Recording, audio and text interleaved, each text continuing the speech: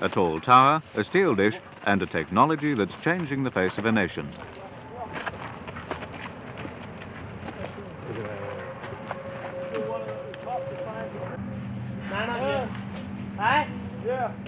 You pull that? No. The bright rays of a climbing morning sun pick out the brilliant sandstone hues of the McDonnell Ranges and the webs of steel and wire, the latest symbols of progress.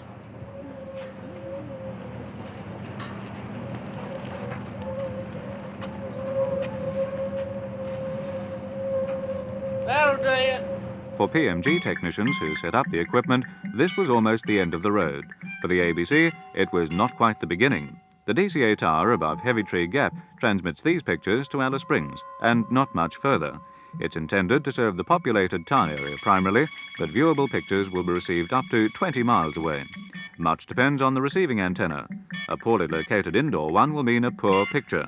A well set up outside one is the start of a good picture.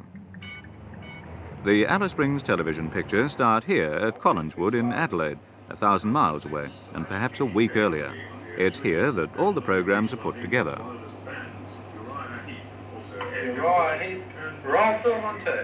Film runs through projectors in the telecine area of the ABC studio. For South Australian audiences, the films usually go out live, but for Alice Springs, they go here to videotape. Machines like this record on magnetic tapes the sound and pictures on film.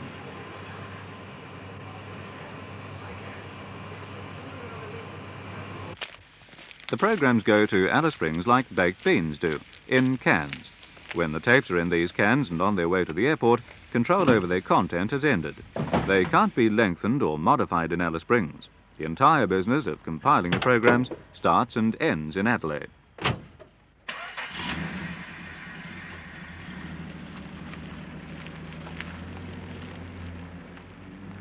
For years, the airlines have been running a one-way movement of television material, always until now, out of Alice Springs. Film of important events shot in the centre has been sent out for showing around the country. Now, for the first time, it's a two-way traffic. Television's an expensive business. Just flying the program in and out costs thousands of dollars. Enough tapes will be brought in to keep the station on air for about 6 hours each weekday and a little longer on weekends.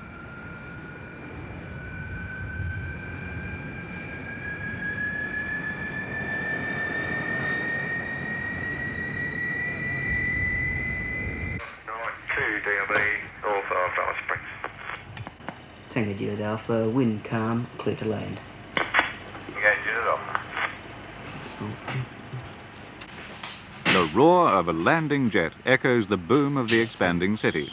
Once officially described as the fastest growing town in Australia, Alice shows no signs of slowing its frantic pace, its appetite for converting sand to suburbia.